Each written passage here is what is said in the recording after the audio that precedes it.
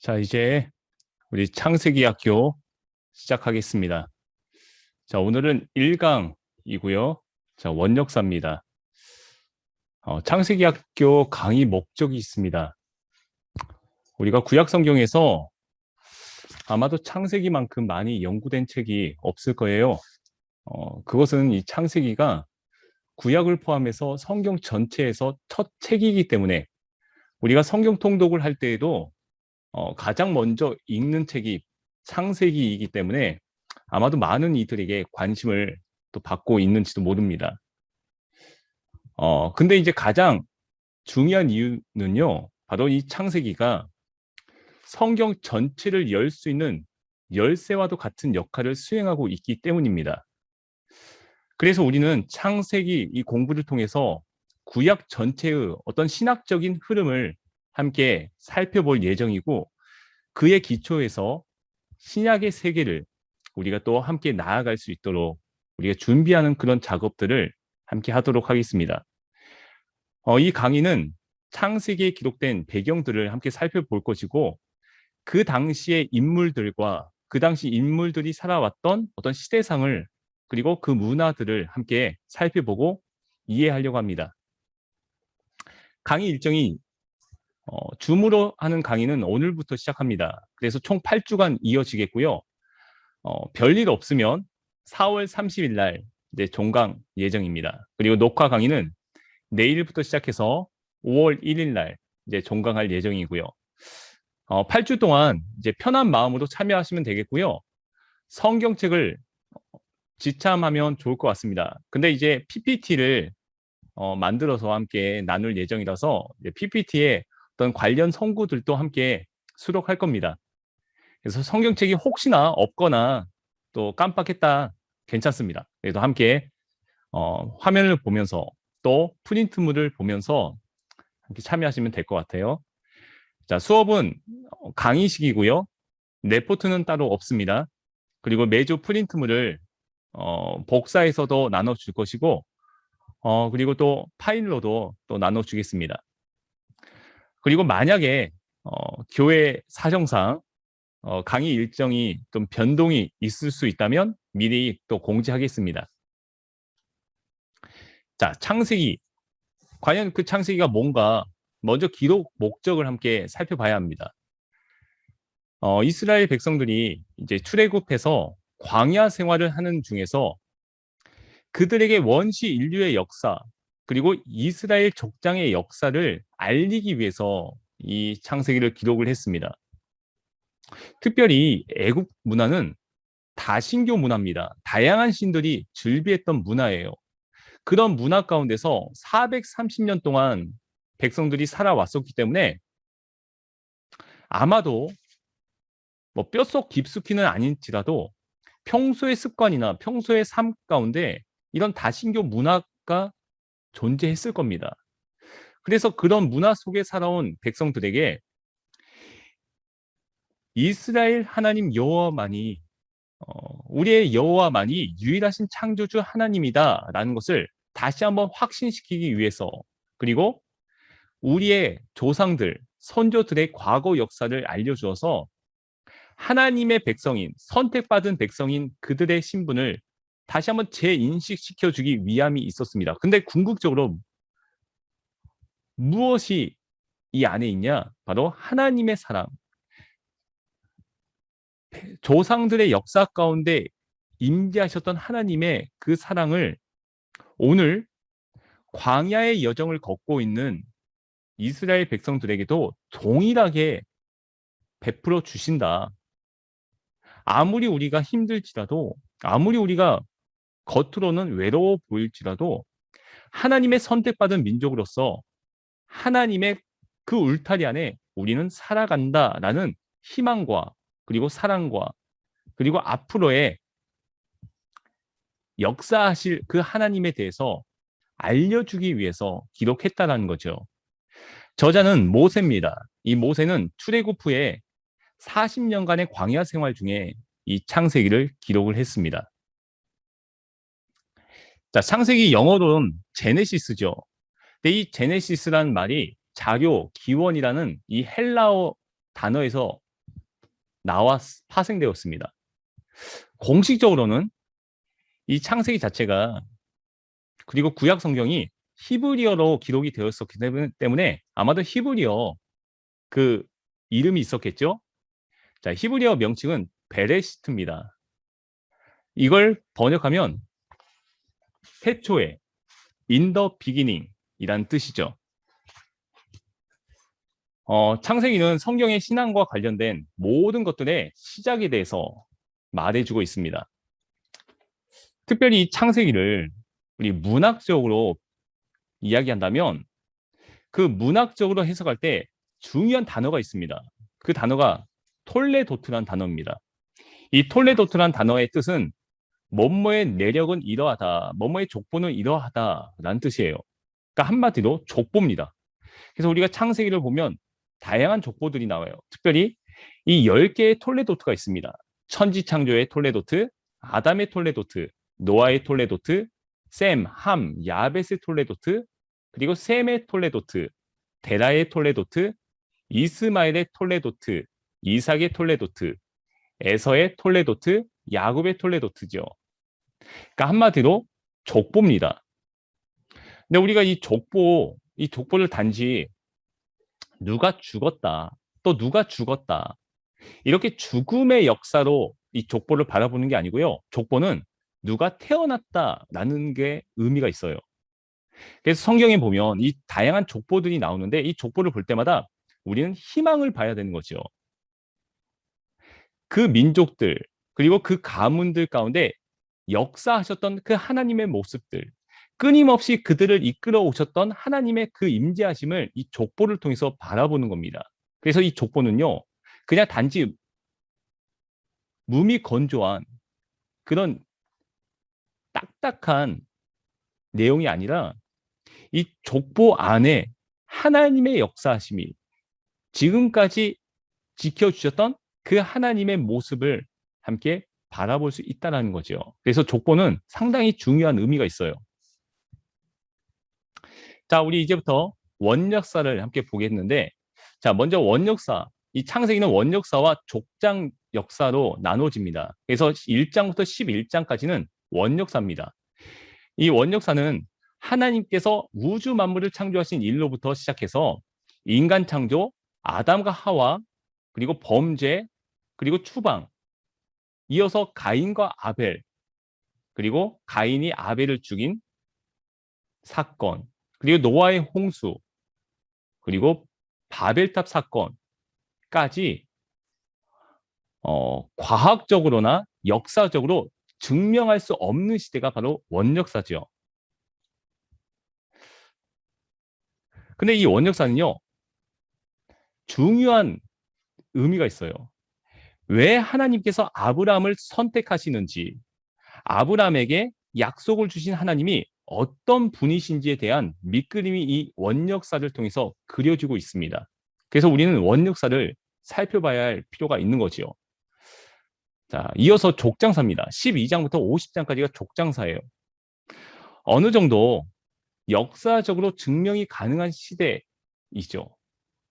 그래서 이 족장사는 메소포타미아의 하란 땅에 거주하였던 이 아브라함이 하나님의 명령에 순종해서 본토 친척 아비 집을 떠나 약속의 땅 가나안을 향해 떠나는 것으로 시작이 됩니다. 그러니까 11장 말미에는 이 아버지 데라가 죽음으로써 끝나요.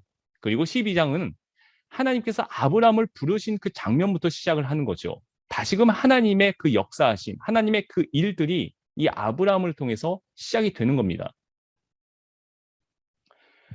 따라서 족장사는 문자 그대로 이 족장들의 이야기인 거죠. 대표적인 족장이 아브라함, 그리고 이삭, 야곱, 요셉입니다. 그래서 우리가 이 족장사는 이 네 명의 이야기들을 통해서 함께 하나님의 그 역사가 또 하나님의 그 이야기가 어떻게 이루어지는가를 함께 살펴볼 겁니다. 자, 창세기 한 그림으로 살펴본다면요. 첫 번째 그림이에요. 태초에 하나님께서 천지를 창조하시고요. 그리고 인간이 타락하여 죄에 빠지고 가인의 제물을 받지 않으심으로 인해서 또 아벨의 제물은 연락하심으로 인해서 이 가인이 아벨을 죽이는 사건. 그리고 하나님과 동행했던 이 에녹이 어, 죽지 않고 그냥 바로 하늘나라에 가는 거죠. 그리고 다섯 번째는 무드셀라, 가장 장수했던 사람이죠. 자, 몇 번째 생일입니까? 969번째 생일을 축하한다라는 이 촛불을 끄고 있죠. 그리고 여섯 번째 그림은 사악한 인간을 하나님께서 홍수로 심판하시고 노아를 구원하시는 그 장면입니다.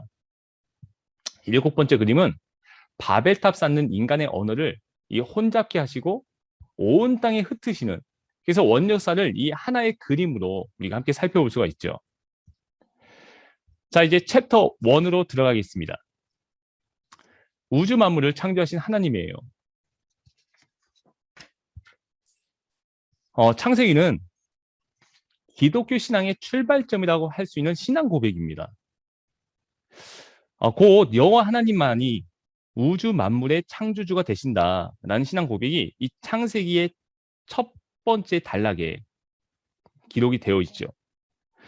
하나님의 형상을 따라 만들어진 인간의 창조에 대해서 비교적 상세하게 서술되면서 인간에게 주어진 그 하나님의 복이 어떠한가 이것을 알려주는 거예요.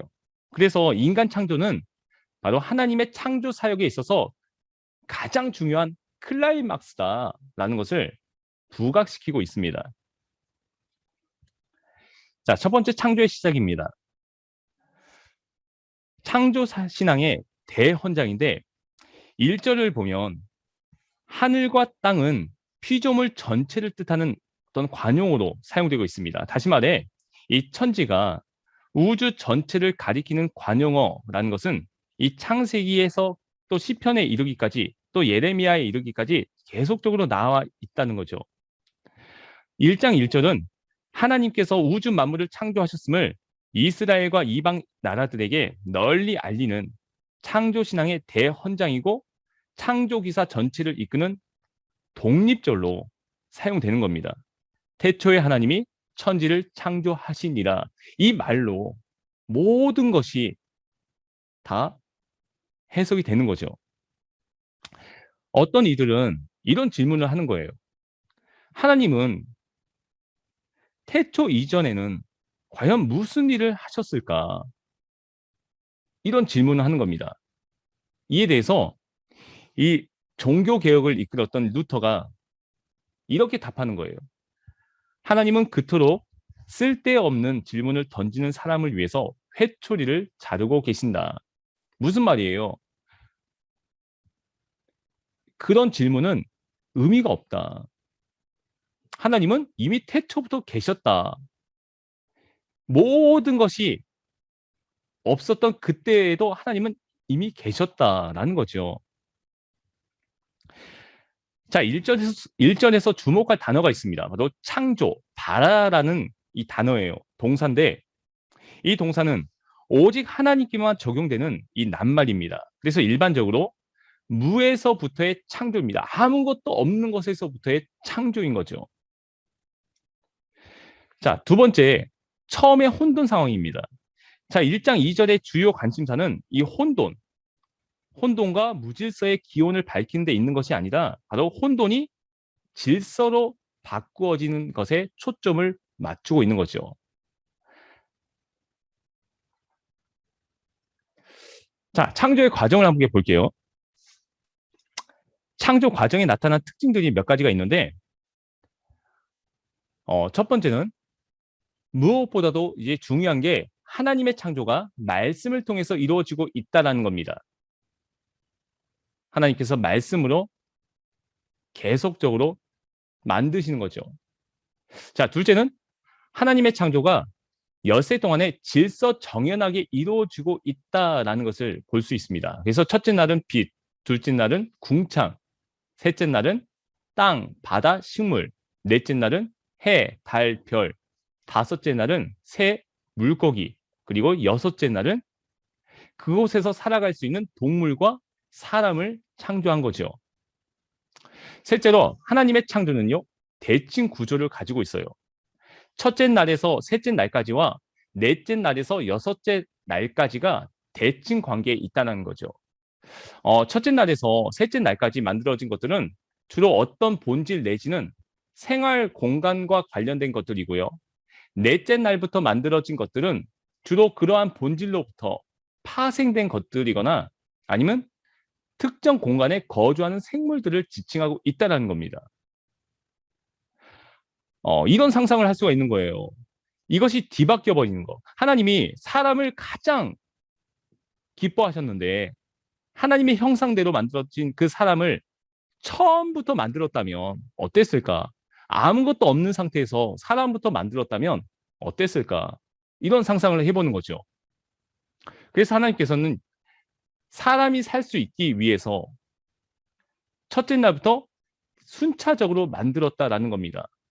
낮과 밤을 만드시고 하늘 위의 물, 그리고 하늘 아래의 물로 나누시고 마른 땅과 바다를 만드시고 각종 식물을 만드셨다. 그리고 하늘 위에 해와 달과 별들을 만들었다. 이어서 각종 새들과 각종 물고기들을 만드시고 마지막에 그곳에서 살아갈 수 있는 짐승들과 사람을 만들었다라는 거죠.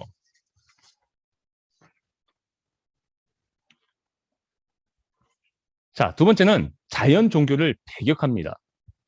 창세기 1장의 창조 기사는 우주와 세계 안에 있는 질서와 조화가 창조주이신 그 하나님에 의해 만들어진 것임을 강조하고요.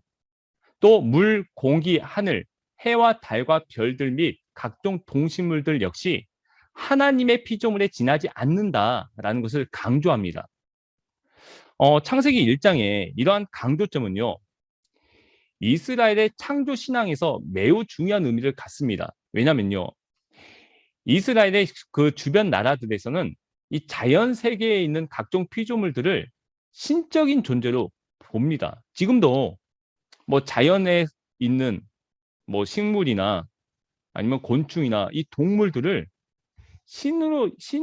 신과 같은 그런 개념으로 여기고 있는 그런 나라들이 있잖아요. 그래서 일본 가까이 있는 일본도 있고요.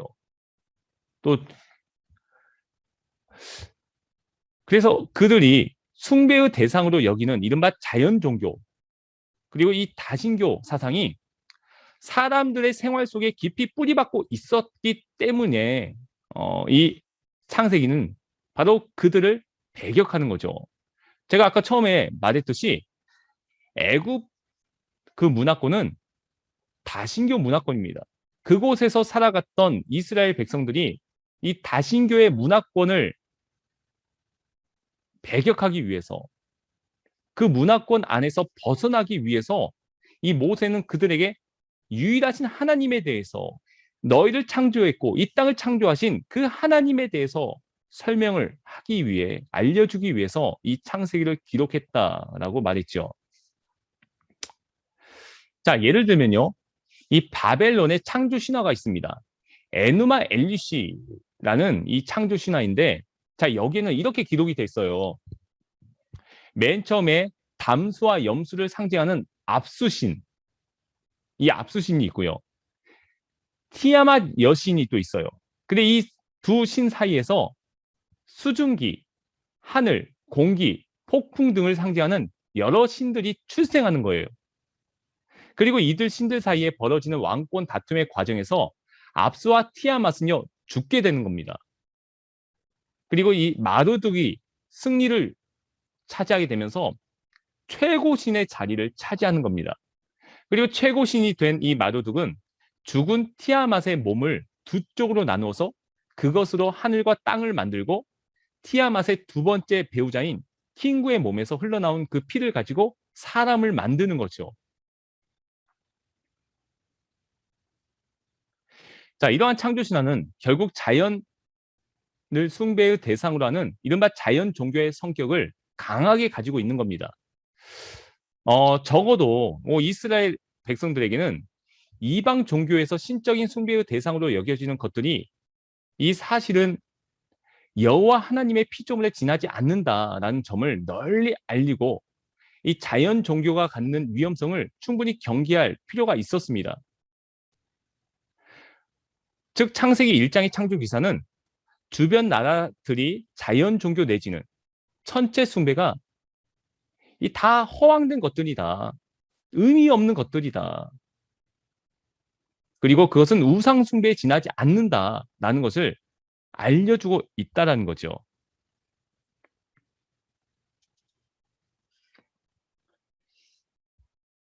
자, 세 번째 창조의 절정인 인간이 나옵니다. 이제 하나님께서 인간을 창조하시는 거죠.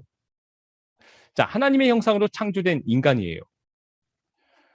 전통적으로 이 교의학에서는 인간이 하나님의 형상을 따라 만들어졌다는 것은 곧 인간이 하나님의 본질이나 속성을 닮은 존재로 만들어졌다라는 것을 뜻한다고 이해했습니다. 이 교의학은 뭐냐면 종교의 주된 가르침을 가르치는 학문입니다.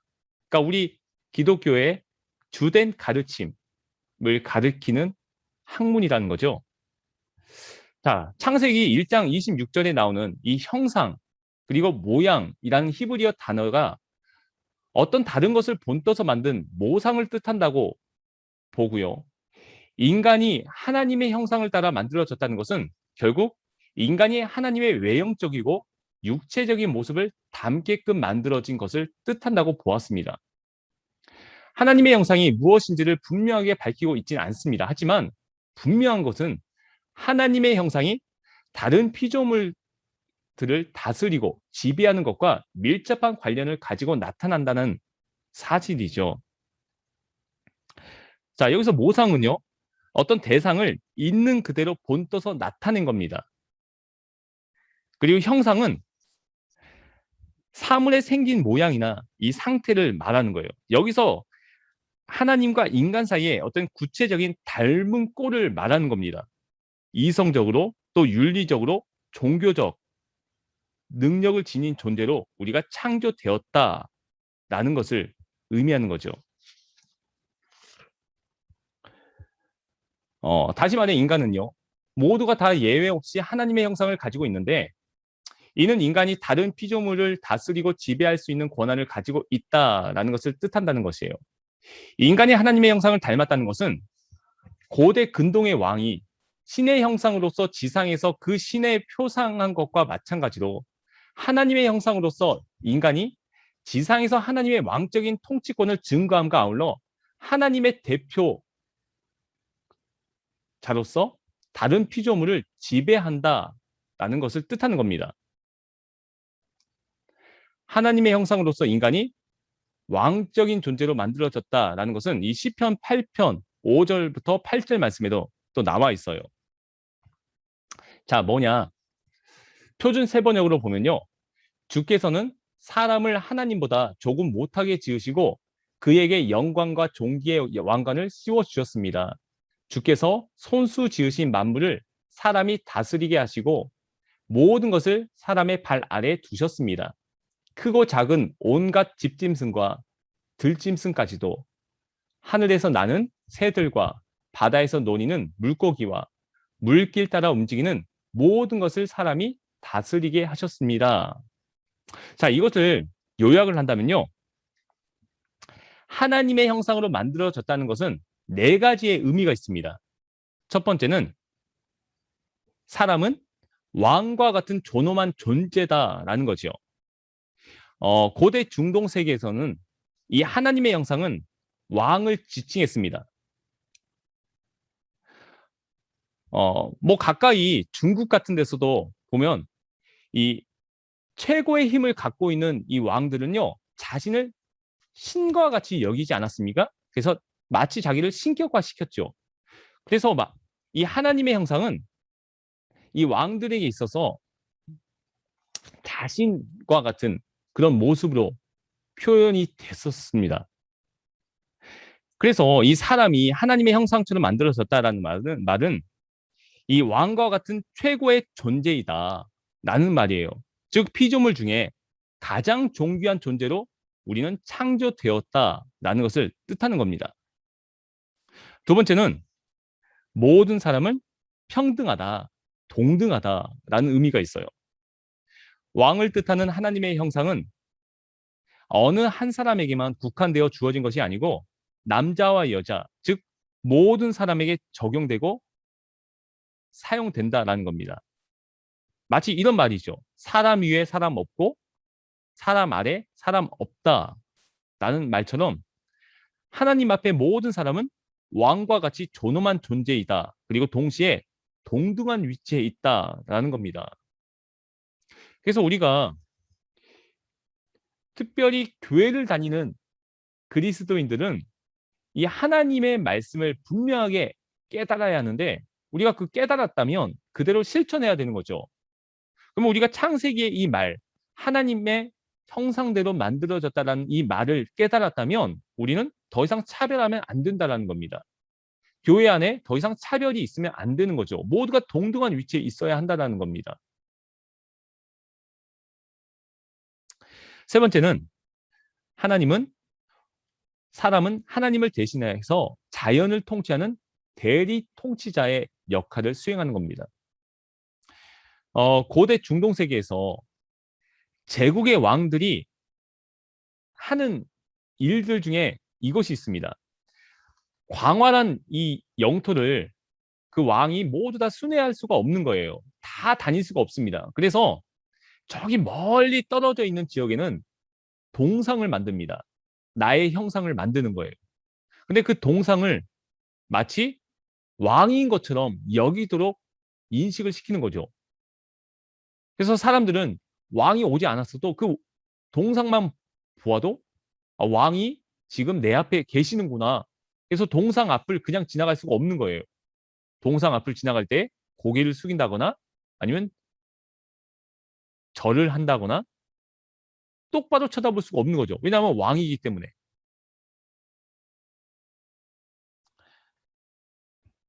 다시 말해 사람이 하나님의 형상대로 만들어졌다는 것은 하나님께서 우리 사람을 나의 대리 통치자처럼 마치 동상처럼 만들었다는 거죠. 그래서 하나님 대신 우리가 통치하는 역할을 수행하는 겁니다. 자연에 대해서 또 이 온 세상의 만물에 대해서 하나님 대신 우리가 관리하는 거죠. 다스리는 겁니다. 자, 네 번째는 사람은 하나님과 교제할 수 있는 유일한 피조물이다라는 의미가 있습니다. 교제가 뭡니까? 기도하는 거죠. 하나님과 기도를 통해서 나누는 거죠. 다른 피조물이 갖지 못한 하나님과의 특별한 관계를 우리는 가지는 겁니다. 이것은요, 오직 사람에게만 허락되는 거죠. 그래서 이것은 선물이고 특권인 겁니다. 우리가 하나님과 교제를 하는 것은 기도를 통해서 하나님과 나누는 것은 특권인 거예요. 선물인 겁니다. 우리가 그래서 이거를 그냥 함부로 사용하면 안 되는 거죠. 정말 소중하게 여기면서 하나님과 교제를 해야 되는 겁니다. 자, 하나님께서 주신 복이 있어요.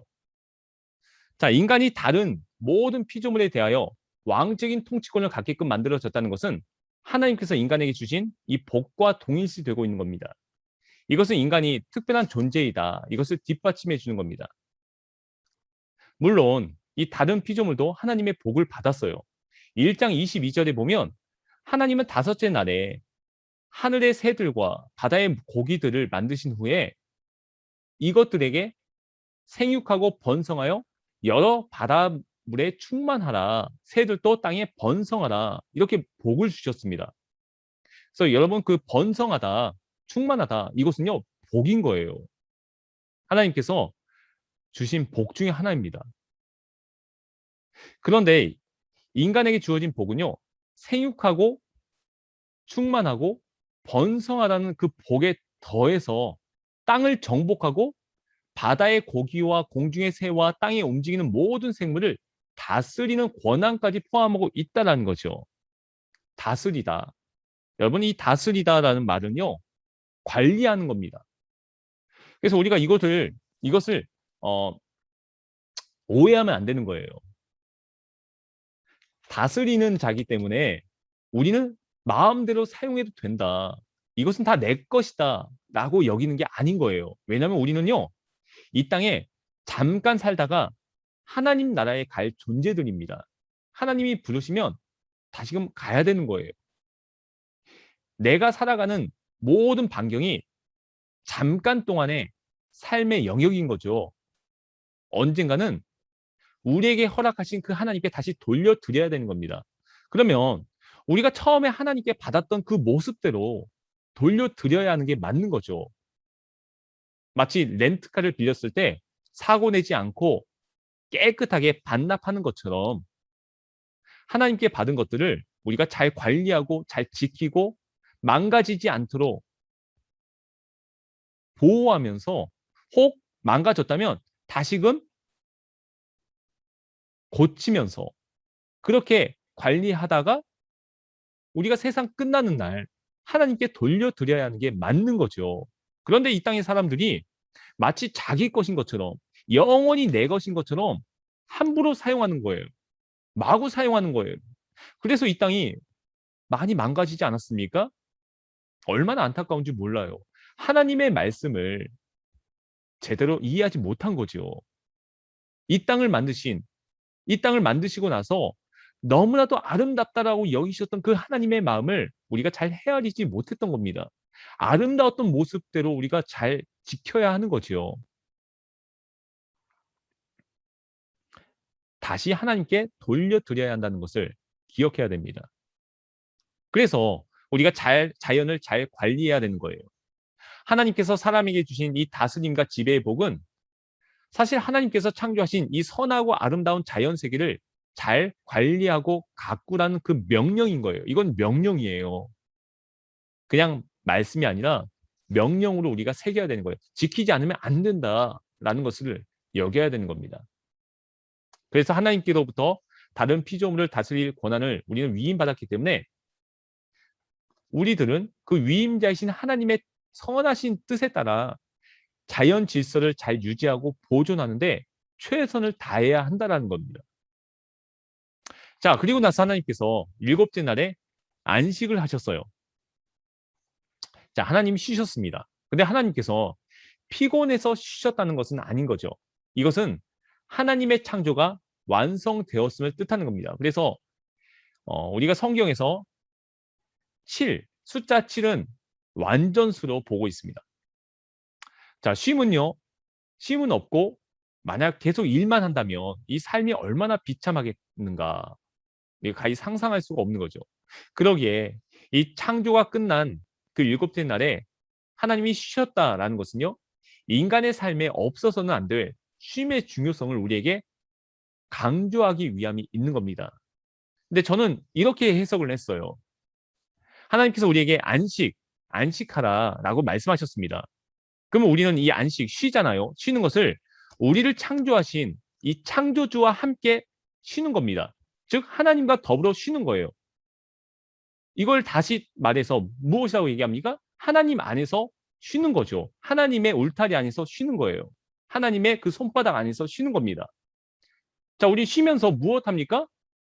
대화를 나누지 않습니까? 하나님, 오늘 하루 저의 삶 가운데 함께 해주세요. 저를 지켜주시고 저에게 참된 평안을 주세요. 우리가 이렇게 속삭이면서 때론 기도하면서 쉬지 않습니까? 하나님과의 교제죠. 그래서 이 하나님과의 교제는 다시 말해 예배가 되는 겁니다. 1시간 동안 드리는 것만이 예배가 아니라 1분 1초 하나님과 함께 교제하는 그거, 내가 살아가는 그 자리에 하나님이 계시면 그것이 바로 예배가 되는 거죠. 그래서 안식을 한 단어로 비유한다면 바로 안식은 예배이다. 이렇게 해석할 수 있을 것 같아요. 자,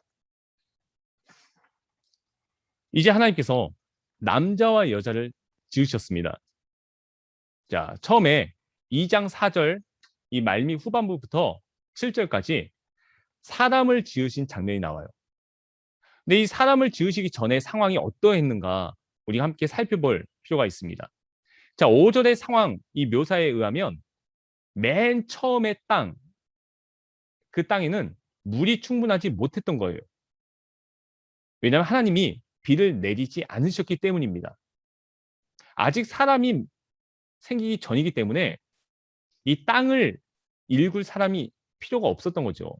일굴 필요가 없었기 때문에 아마도 하나님께서 아직 물을 공급하지 않아도 되었던 거죠. 그런 상황 가운데 초목이나 풀, 채소도 역시 나지 않은 그런 상태였습니다. 그래서 2장 5절에 보면 여호와 하나님이 땅에 비를 내리지 아니하셨고 땅을 갈 사람도 없었으므로 들에는 초목이 아직 없었고 밭에는 채소가 나지 아니했다. 자, 사람을 지으시기 전의 상황이 바로 이런 상황이었습니다.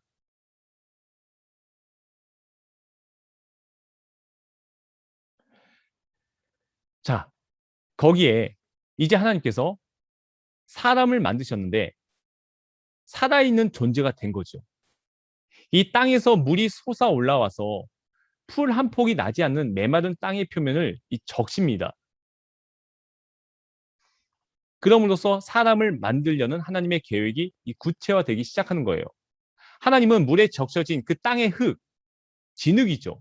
그 진흙을 가지고서 마치 토기장이가 진흙으로 그릇을 빚어 만드는 것과 같이 사람 모양을 빚어 만드십니다. 그리고 그 빚어진 것의 코에 생명의 기운을 불어 넣는 거죠. 그리고 그 흙덩이로 하여금 살아있는 존재가 되게 하시는 겁니다. 자, 여기서 생명의 기운, 이 생명의 기운이 무엇이냐? 바로 이것이 하나님의 숨, 다시 말해 성령인 거죠. 하나님께서 사람의 코에 성령을 집어넣으셔서 살아있는 존재가, 숨을 쉴 수 있는 존재가 되게 하셨다라는 겁니다. 우리가 매일마다 저녁에 잠을 잡니다. 근데 이 자는 것을 어, 학자들은 죽는 것과 같다라고 표현을 합니다. 아무것도 하지 않기 때문이죠. 근데 그 죽은 것만 같았던 우리가 다시금 아침에 눈을 뜨지 않습니까? 다시금 일어나지 않습니까? 매일마다 자고 있었던 우리의 그 코에 하나님께서 생기를 불어 넣어 주셨습니다. 숨을 불어 넣어 주셔서 우리가 아침에 눈을 뜨고 하나님께서 주신 그 힘으로 하루의 일정들을 소화하며 살아가는 거죠. 매일마다 하나님께서 우리에게 성령을 불어 넣어 주셔서 우리가 그 성령과 함께 하루를 살아가게 되는 겁니다. 그러니까 우리 안에 이미 성령이 계시는 거예요. 자, 처음 사람의 생존 환경이에요. 이 사람이 살아갔던 환경, 그것이 어디인가? 에덴 동산입니다. 이 에덴 동산에는 동산 자체를 적심과 동시에 동산에서 흘러나와 사방으로 흐르는 4개의 강물이 있었어요. 비, 기, 대, 유. 비손, 기온, 히데겔, 유프라데 강. 이 4개의 강이 있었습니다. 근데 여기서 우리가 많이 들어본 건 유브라데 이 강이죠. 어, 이 비손은요, 풍부하게 흐르는 강, 이런 뜻이 있습니다. 그래서 이곳에선 금과 은, 그리고 각종 보석류가 이곳에서 많이 채취가 됐다고 해요. 근데 이 보석은요, 그 당시에 어떻게 쓰임 받았냐면, 이 제사장들 보면, 제사장들 그 가슴 앞에 흉패가 있어요. 그 흉패에 12개 보석들이 박혀 있는데, 이 보석을 사용하는데, 그 흉패를 만드는데 또 쓰임을 받았다라는 거죠. 자, 기온 강은 넘치다, 깊이 흐른다, 이런 뜻이 있습니다. 그러니까 이걸 어떻게 해석할 수 있냐면 성령의 강으로 말미암아 넘쳐 흐르는 하나님의 사랑, 이것을 의미해요. 이 기온은. 히데겔은 화살처럼 빨리 흐르는 이런 뜻이 있습니다. 자, 이것은 인생이나 시간을 의미하는 거예요. 빨리 흐르는. 자, 유브라데. 잘 흘러가는, 좋고 비옥한 이런 뜻이 있습니다. 그러니까 다시 말해서 참되고 바르게 살아가는 그런 삶을 의미합니다. 그러니까 유브라데는 참되고 바르게 살아가는 삶, 이것을 의미하는 그런 강이에요. 이 네 개의 강이 흐르고 있었어요. 그래서 에덴 동산에 대한 설이 있어요. 이곳이 에덴 동산이었을 것이다라고 추측을 하는 거예요. 자, 그중에 어디가 이런 추측이 되냐면 이 유브라데 강과 티그리스 강 사이에 있는 오늘날의 그 이라크 바그다드에서 조금 떨어진 지역이 에덴 동산일 것이다라는 설이 있는데 이것이 가장 많은 지지를 받는다고 해요.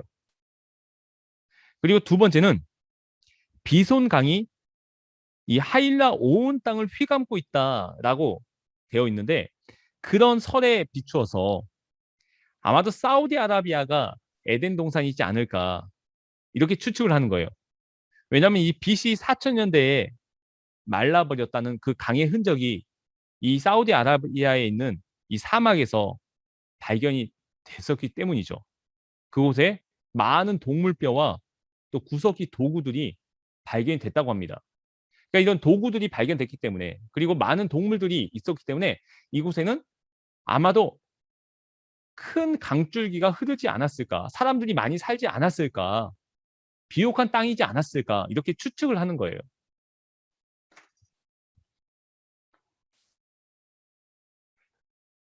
자, 근데 분명한 것은요. 이 에덴 동산에서 흘러나온 강들이 당시 세계에서 가장 비옥하다고 알려진 땅, 곧 메소포타미아 지역을 적시고 있다는 사실인 거죠.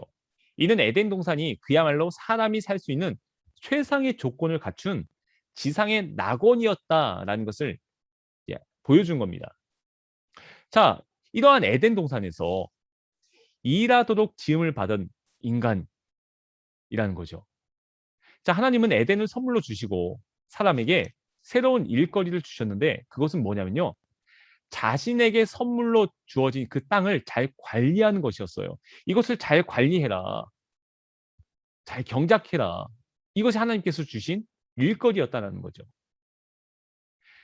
여러분, 낙원 모든 것이 갖춰지고 정말 최고의 조건을 가지고 있는 삶의 그 반경이라고 할 수 있는 이 낙원은 아무것도 일하지 않고 그저 먹고 마시면서 놀기만 하는 어떤 유흥장 같은 그런 개념이 아니에요. 낙원은 함께 가꾸며 관리해야 하는 삶의 일터라는 거죠. 그러니까 우리의 삶이 마찬가지인 거예요. 우리의 삶의 영역 가운데서 우리가 열심히 일하고 열심히 관리하고 열심히 살아간다면 내가 서 있는 그 땅이 그곳이 바로 낙원이 되는 겁니다. 낙원은 멀리 있는 게 아니에요. 낙원은 누군가에게 있고 나에게 없는 것이 바로 낙원이 아니에요. 내가 살아가는 그곳이 낙원이 되는 겁니다. 내가 열심히 살아간다면, 열심히 개척을 한다면, 열심히 그곳을 관리하며 살아간다면 바로 그곳이 낙원이 된다는 것을 여러분 기억했으면 좋겠어요. 그래서 오늘 또 주어진 그 삶의 환경 가운데서 최선을 다하는 그 모습을 우리가 보이면서 살아갔으면 좋겠습니다. 자, 그러한 낙원에서 하나님께서 선악과를 금하셨죠. 중요한 것은요. 선악을 알게 하는 나무가 도대체 무슨 나무였을까? 이런 질문이 아니에요. 정말 중요한 것은 하나님께서 선악을 알게 하는 나무의 열매를 먹지 못하게 하신 그 이유가 무엇인가? 이것을 아는 데 있는 겁니다. 이것은 금지 명령의 형태를 가지고 있어요. 사람은 역시 어디까지나 하나님의 피조물에 지나지 않는 거죠. 하나님의 피조물이었기에 도무지 창조주이신 하나님과 맞먹을 수 없는 존재였던 겁니다. 그래서 선악을 알게 하는 나무는 사람에게 무제한의 자유가 있는 것이 아님을 보여주는 것이고요. 하나님의 피조물인 사람이 넘어가서는 안 될 어떤 제한선, 한계를 상징하는 것입니다. 이것은 하나님과 사람 사이에 반드시 있어야 할 질서인 거예요. 여러분, 하나님과 우리 사이에 질서가 있는 겁니다. 그냥 편하게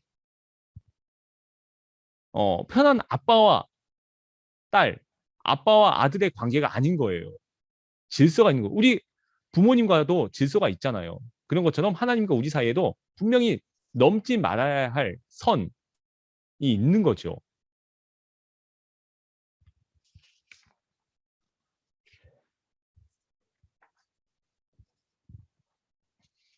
자, 그리고 나서 하나님께서 여자를 만드십니다. 자, 여자의 지위와 역할이 있습니다. 하나님이 남자를 위해 지어줄 이 상대자, 그 상대자는 돕는 배필이었어요. 이 히브리 원문에서 에제르란 단어가 쓰이는데 이 에제르는 일반적으로 사람을 도우시는 하나님의 구원을 지칭하는 그런 단어인데 하나님에 대하여 나의 신앙을 고백할 때 주로 사용되었습니다. 시편에 이 도움이라는 낱말이 나오는데 이 말이 바로 에제르였습니다. 여기서 도움이라는 것은요. 단순히 남의 일을 돕고 거들어주는 다분히 종속적인 행동을 지칭하지 않습니다. 그것은 사람에게 반드시 필요한 하나님의 도우심과 마찬가지로 남자에게 없어서는 안 될 필수적이고 절대적인 도움을 뜻하는 거죠. 적어도 하나님의 창조 질서를 우리가 소중히 여기는 그런 하나님의 자녀, 그리스도인이라면 여자를 남자의 어떤 부속품처럼 그런 생각하는 잘못된 태도를 분명히 버려야 하는 거죠. 여자를 차별해서는 안 된다라는 겁니다. 근데 이제 옛날 기독교의 역사를 보거나 또 요즘에 아직도 이제 보수적인 그런 교단의 교회를 보면요. 여자는 강대상을 올라가면 안 된다. 마치 요렇게 얘기하는 그런 교회도 아직도 있어요. 말도 안 되는 거죠. 어떻게 여자와 남자를 차별한가. 모두가 동등한데, 모두가 같은 하나님의 피조물이고 하나님의 자녀인데 누구는 귀하고 누구는 귀하지 아니한가. 전혀 그런 게 없는 거죠. 여러분, 세상에 존재하는 모든 사람들은요. 다 특별하고 소중한 존재들인 거예요. 믿는 사람들만 특별하고 소중한 게 아니고요. 믿지 않는 자들도 특별하고 소중한 겁니다. 그들도 하나님이 창조하신 피조물이기 때문인 거예요. 단지 나를 창조하신 분이 누구인지를 모르는 것뿐인 거예요. 우리가 그들에게 알려줄 필요가 있는 거죠. 하나님의 마음을 품고 하나님의 시선으로 그들을 바라보면서 그들에게 나아간다면 우리의 행위 가운데서, 우리의 모습 가운데서, 우리의 언어 가운데서 하나님의 형상이 드러나는 거죠. 그럼으로써 아, 하나님은 이런 분이시구나.